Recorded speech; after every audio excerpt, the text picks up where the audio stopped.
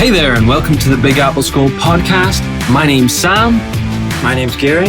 And today we're asking, what's the crack about? Marriage. Okay, so big topic. We're gonna think about what is marriage. Okay, elemental question. What should God be included in the ceremony? What makes a good marriage? What problems there can be in marriage? And what advice or help we might take from other sources on marriage. But first of all, Gary's here with me today. Welcome, Gary. Thank you. Please tell us more about you. Okay, well, I am a longtime Novosibirsk person now. I'm from the state of Ohio in the United States, and I was an English major in college. I say college, university, and that was a long time ago. I worked in business for about 10 years. My parents had a music business, and I was on kind of a spiritual search for a long time, and I became a Christian when I was 26 years old. Okay. And that kind of changed the course of my life. And of course, yeah. Because of that finally, that's why a guy like me would be here in Novosibirsk. Okay. Which would be not a usual place. I want to ask you, why Novosibirsk? Well, I came to Russia kind of long ago now, in the mid 90s. And Really? Wow. Yeah. Before that, I was a pastor of a church, a Baptist church in my home state of Ohio, in a small town. I'm from a big city, suburb of a big city, but I became pastor of a small church in a small town midway between Cleveland, my home city, and Columbus, the capital of the state. And I was a pastor because I believed that that's what God wanted me to do. And in the course of that time, at the beginning of the 90s, of course, this story is familiar, right, from the local perspective, right? At the beginning of the 90s, the Soviet Union had come to an end, and with it, the kind of atheistic monopoly of the government over people's conscience, right? What they could believe and not believe. And people were now free to believe in God or not, to read the Bible, which you really couldn't do in the Soviet Union freely.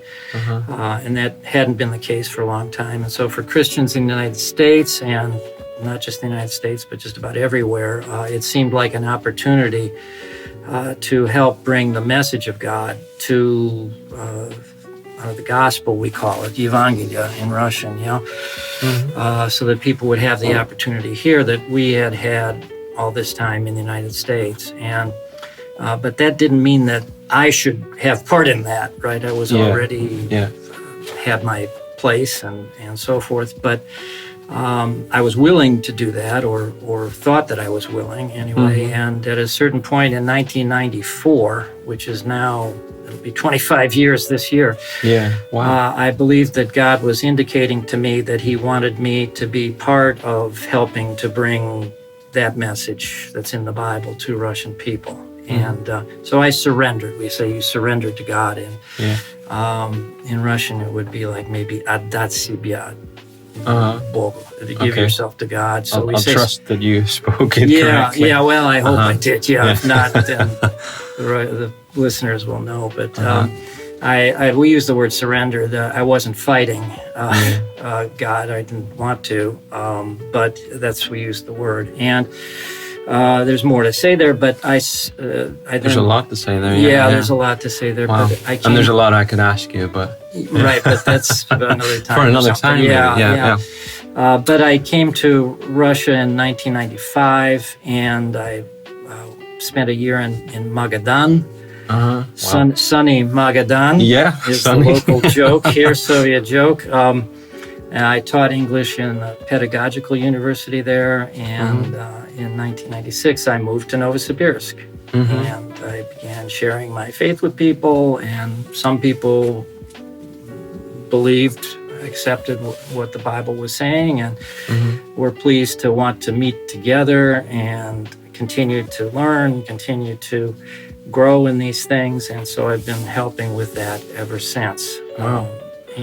So there's still a meeting, and that's what I came to do, is to start a church, which is church, not the building, right? Yeah. There's plenty of Groups. buildings, but the group of believers, yes. Mhm. So, and that's why. So it would be, it's Russia by the will of God, and Novosibirsk, trust by the will of God, but it could be somewhere else, but here, because I think that's what God wants me to do. Did you, on a lighter note, did you lose your hair before or after you came to Novosibirsk? It was a gradual.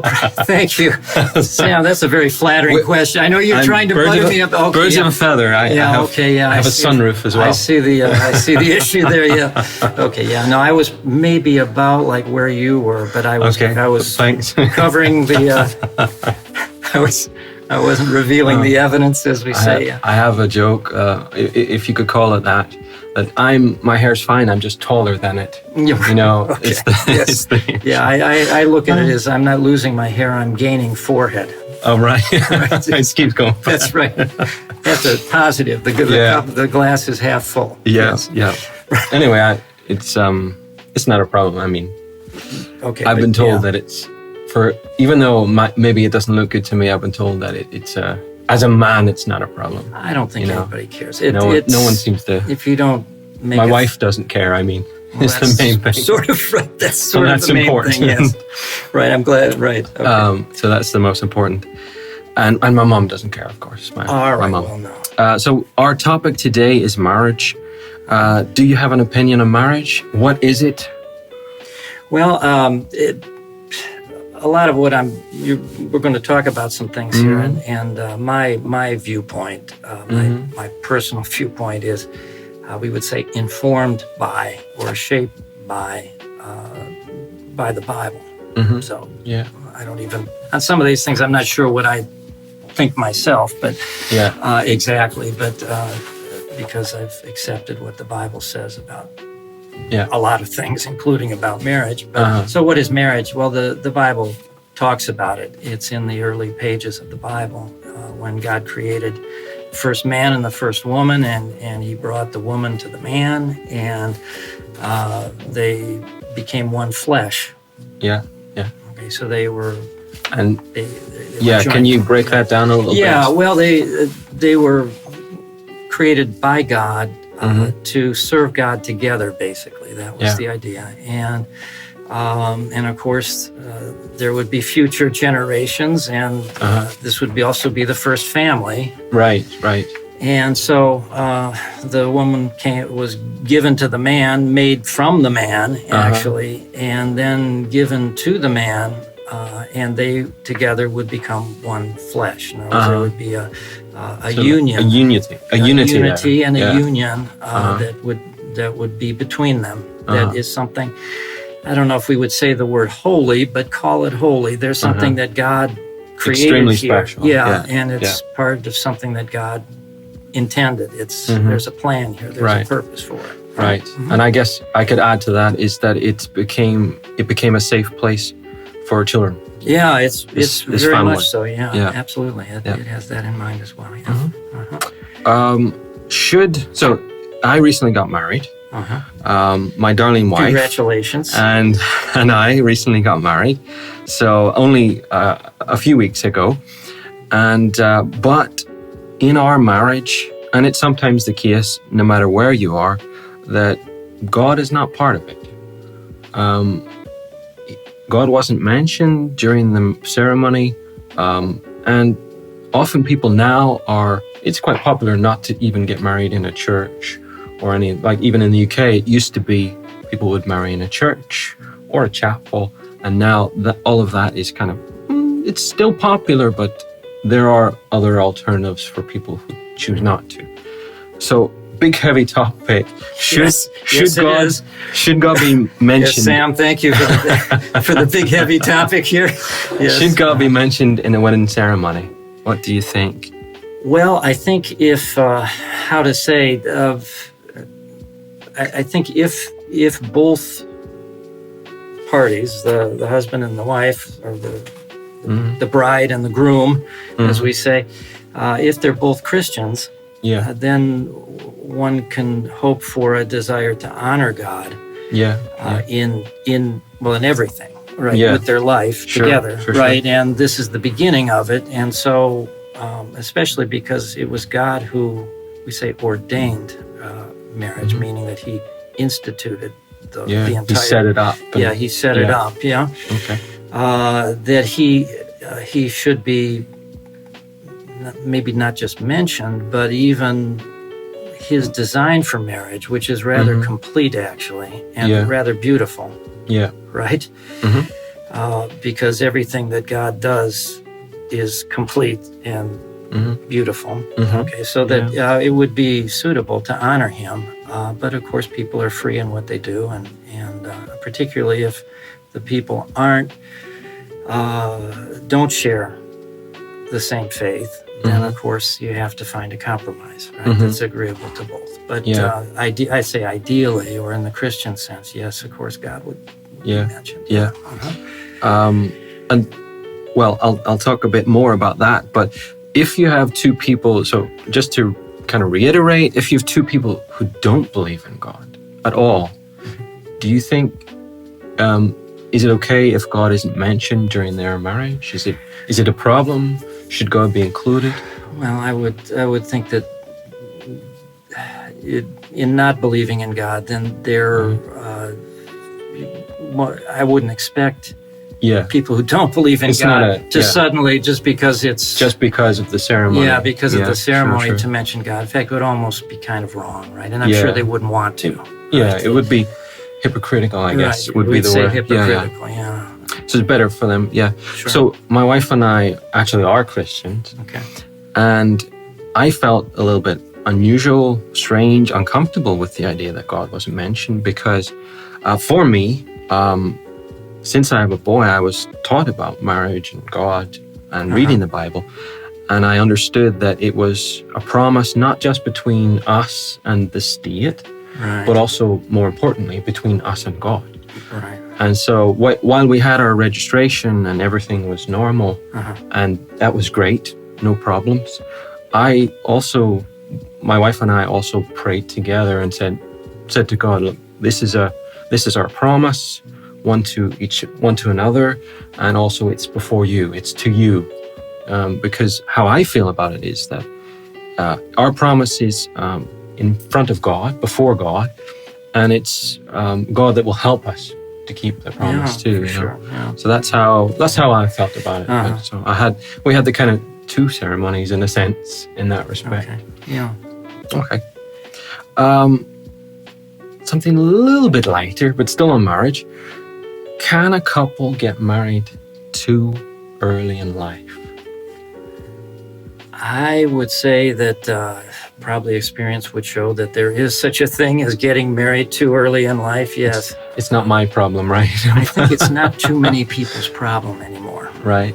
It's almost the opposite problem. Too late, maybe. Too late. Well, or just later than would be ideal. Right? But there is such a thing that people aren't maybe mature enough for the responsibility or to understand. That's why it took me this long to get married. It took me a long time. How old are you? Can I ask? 36. Okay. Yeah, well, just recently turned 36. All right. So I'm, I guess it's popular enough now, 30s, for people to get married. Oh, I know it's popular enough now for people to get married in their 30s. But whether or not it's too late, I don't. Well, no, I don't think that's. But I think there was a too early for me. I think people are nowadays. People many times they just wait, and I'm not sure what purpose that's serving, except that everybody becomes more and more individual. Maybe more difficult to kind of grow together. So when you're younger, you can kind of grow together more easily than if you're, waiting and everybody's got a career and everybody's got, their own ambitions, and you have two leaders because they've been leading their own separate lives, for controlling their own little years. home and stuff. Yeah, exactly. So that makes it more difficult. Whereas, maybe the generation before, my parents got married when they were maybe 23 2003, something Yeah. like that. I don't know about yours, but and 2021 for my okay, well, they parents. just grew up together, and their whole life they were married. I think over 60 years, and before my dad finally passed. But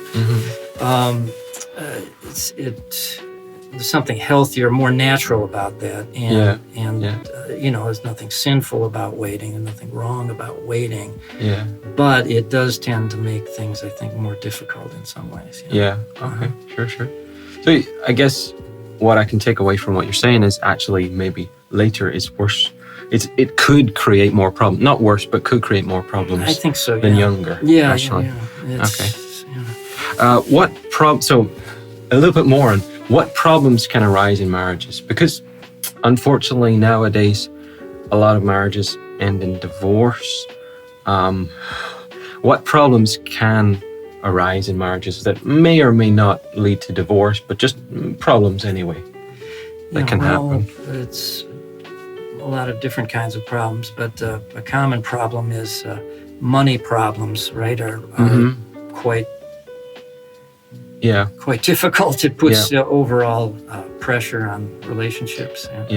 Absolutely. Yeah, and I guess for one, if you're that little bit older and you're used to spending your own money, it can also be a problem. And just the whole compromise, and we say give and take in a relationship, that's also another problem, because again, there are two people here, right? There's two individuals, and just the whole process of getting adjusted to each other and to the commitment that's involved in the relationship. There's not just living together anymore like people do now, right? Yeah. It takes a bit of practice, I think. It does. Yeah. So. Okay. Now, we're sort of following this theme of problems. How can children be affected by divorce? Well, I don't think anybody goes into marriage intending to get divorced. Right? If you think you would get divorced, you wouldn't get married. Sure. And so divorce, in any case, is really not what anybody wants. And it's, of course, it arises out of tensions between two people, their difficulty in living together, whatever, financial problems, disagreements of different sorts.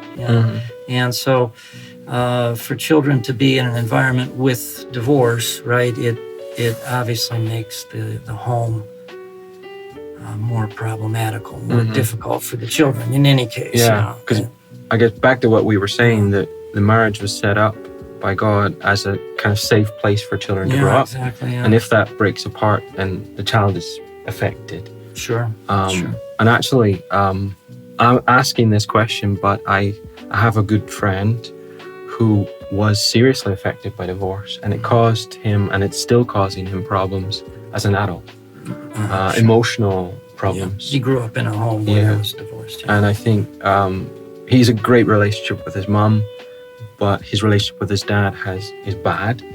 And I don't know the details, but it has seriously affected him. Sure. So it is a real problem definitely. for him, and I'm sure for many other kids. And maybe based on what I've seen in the media, what I've heard from on the topic, I think children can sometimes blame themselves, like it's my fault. Right, which is strange, but it's strange, but I suppose in their shoes, maybe we would do the same. But it's difficult, I think, for no doubt for children. But it doesn't mean that. If divorce happens, there's a way forward, right? If that, but still which leads me to my next question: is, in your opinion, is divorce always a bad thing? Well, no one would say that divorce is a good thing, particularly, right? Sure, absolutely not. Maybe it's what is the alternative? And in certain cases, like for abuse, if there's abuse, if the man is beating his wife or whatever, there is really not a reason for the woman to put up with that. Absolutely. Endure that, right? for her own sake, for the children's sake. Yeah. So there would be, biblically, adultery is. Can you explain that word in case someone? Adultery is in Russian. It's прелюбодеяние.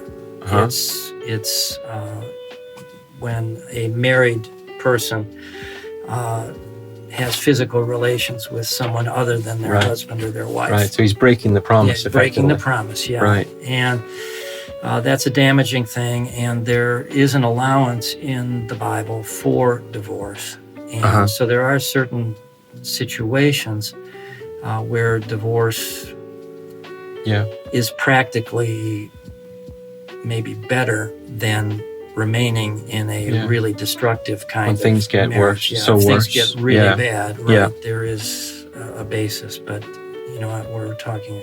Yeah. The ideal is the kind of a union that really God designed marriage for, right?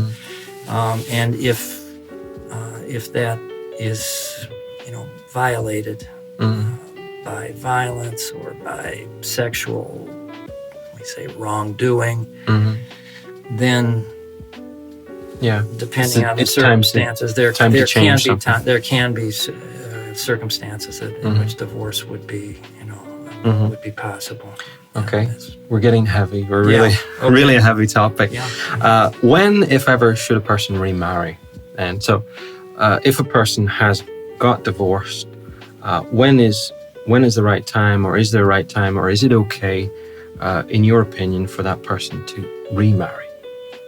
What do you think? Well, again, this is I'm following the Bible here, as I understand it to be, as I understand it to teach. So, again, the perfect plan of God is for the man and the woman to remain together till death. Till death do us part in English, right? Yeah, is the for better, for worse, for richer, for poorer. Right, death which is a really beautiful set of promises, right? And so, though divorce occurs, and there is an allowance, I believe, in the New Testament for a person to remarry, and again, not to go into too much detail. I'm talking about for a Christian to remarry. And talking about what people who are not Christians do, then they're sort of following their own rules, right? They haven't decided in their life to commit themselves to follow God's way. They're following their own way as they judge it, right? Yeah. And so that's going to include whatever they do. But if the couple are Christian, or one of the people are Christian, there's certain conditions, right, where a person can remarry. So it's not impossible to remarry. I believe that it's a difficult. Christians disagree about it. I've heard about. I've heard and know about that. It's very different views. Right, it's a difficult matter. All about interpretation. Yeah, and it's the practice is, and God is pretty practical. And his final word is, he just realizes that if a person really needs to be married, just kind of almost in the physical sense, right?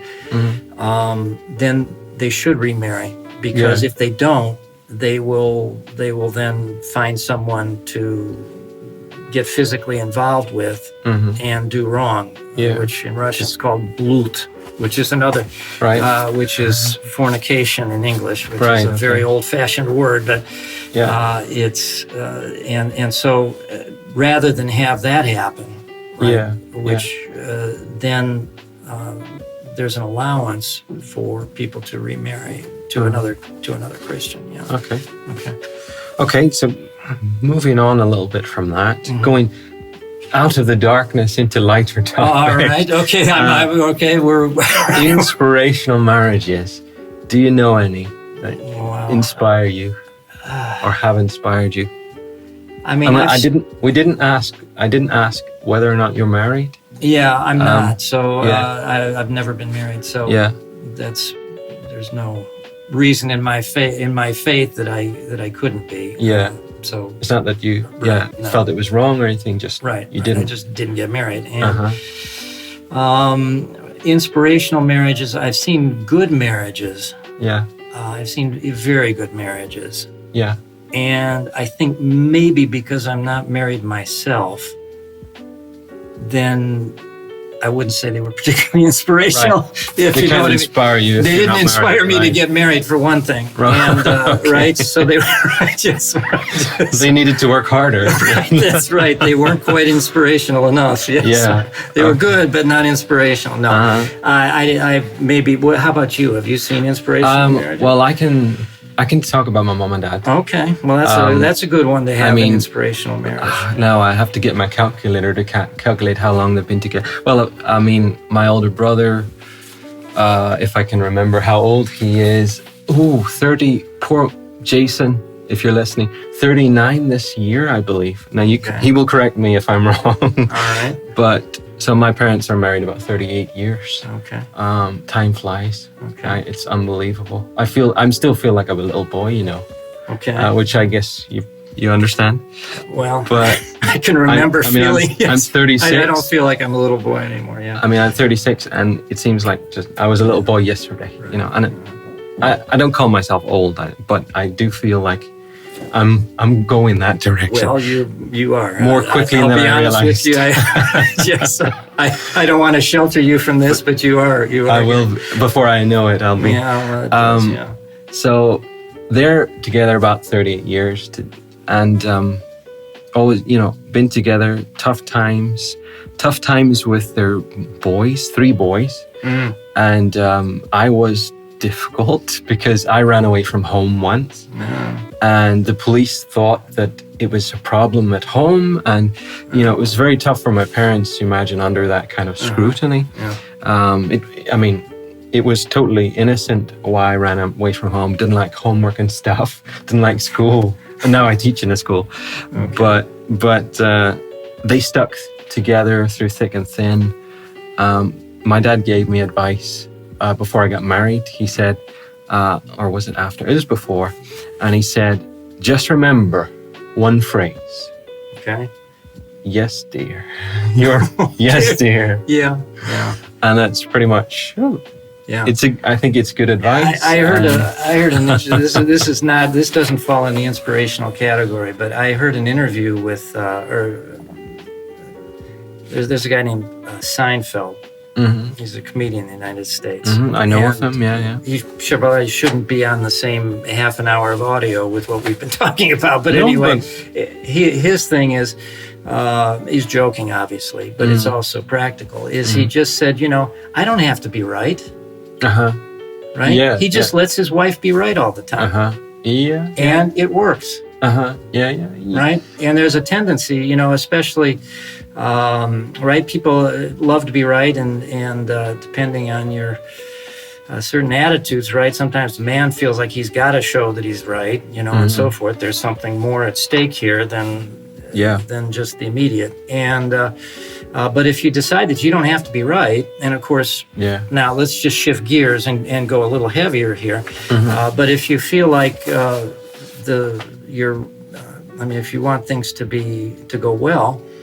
Then if you just decide to serve the other person, this is a good biblical служить, right?